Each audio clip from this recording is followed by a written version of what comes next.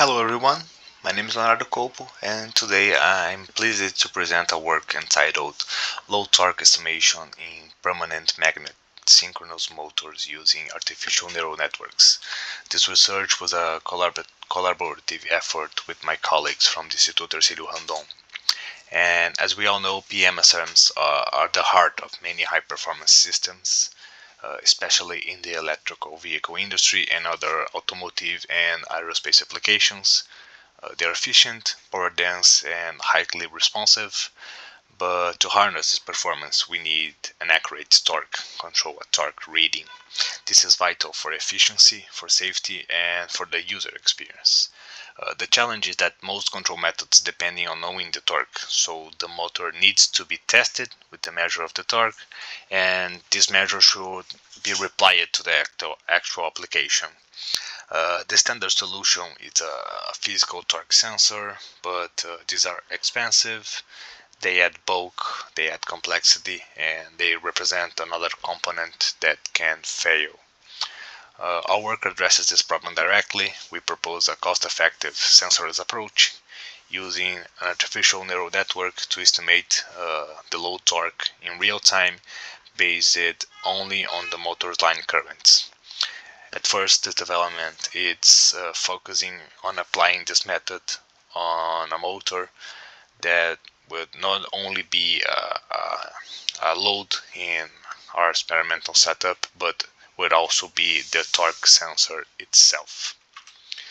Our primary goal here was to develop and most importantly validate an artificial neural network model that could accurately estimate the load torque of PMSM. The key requirements were simple. The only input should be the tree-line currents and the output should be the estimated load torque. The ultimate test, what we can call the validation phase, was to prove the model's generalization capability. This means it has to work for speeds and load conditions that were not presented to the model during the training phase. This is the overview of our work. To build a model like we are talking about, we need a reliable database.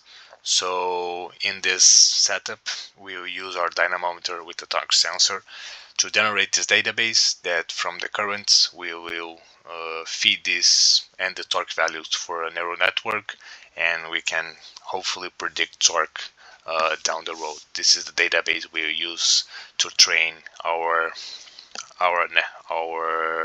model. The setup here is two PMSMs, one as the motor and the other as the load, controlled by two inverters. Crucially, we installed a high precision torque transducer between them. This device gave us the ground truth, the actual load torque, which we would use to train our network. We then use an HBM power analyzer to capture all the line currents and the corresponding torque signals simultaneously. We created then a comprehensive dataset to cover a wide range of operating conditions, and the procedure to build this was methodical. First, we'll set a motor speed starting from 100 RPM and going all the way to the 3400 RPM in steps of 100 RPMs. Then each of those speeds we would apply load torque in increments of 25 Newton meters. On this screen you can see an example of this data at 1000 RPM, showing the line current a long time, and here it shows the corresponding step load torque for the ground truth sensor.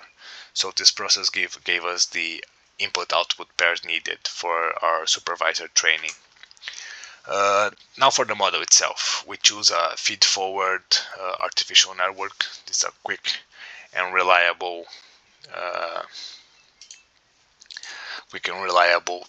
architecture of neural network. So instead of feeding the raw noisy current directly into the network, we extracted key features from short-time windows of the data. This makes the network's job easier and the model more robust. The features we used here was the RMS current, the maximum value to capture transient behaviors and key component from a FFT. The network architecture is very straightforward. Its input layer of our features, the line currents, 3 higher layers with 10 neurons each, and an output layer that predicts both torque and, as a secondary goal, the speed, the RPM. But this will be analyzed in future works. The goal here is only the torque estimation. And so the network was trained using backpropagation to minimize the mean square error and between the prediction and the ground truth torque measured by the sensor. To explain a little better here about the narrow and the narrow network, for those who does not know, a narrow works on receiving inputs. Here we can call x1, x2, x3. Each one of these inputs is connected through a weight, weight 1, weight 2, weight 3, anyway, and each neuron has a bias. So we make a sum of all this and goes through an activation function. This is the output of an arrow. And a neural network, it's a fully connected architecture of neurons displayed in layers. Like I said before, in our work we have an input layer of 3 neurons, the currents that we have. We have 3 layers of 10 neurons each layer, and at the final we're gonna have 2 neurons with the torque and velocity, but we'll only talk about the torque results. So each one of these neurons is fully connected with the neurons of the next layer, and all weight and bias are the features that are trained, that are corrected, let's say so, in the training process. Moving to the results, the training was very successful. As shown here, the network converged quickly, achieving the best validation mean square error of just 1.77 Newton meters at the epoch 83. That means we need less than 100 epochs to achieve our goal.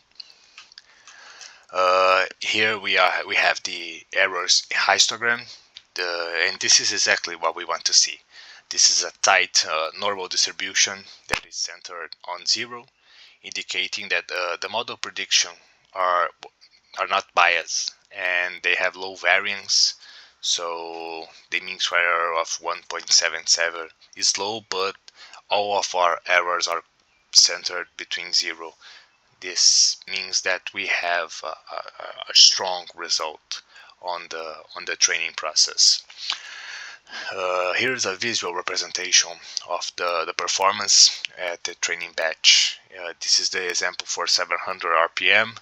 The black line here is the actual measured torque by our sensor, and the red dots are the prediction of the neural network. As you can see, the model tracks the ground truth almost perfectly, capturing not just the steady-state torque levels, but also behaving in the rapid transitions between the steps as the sensor reads.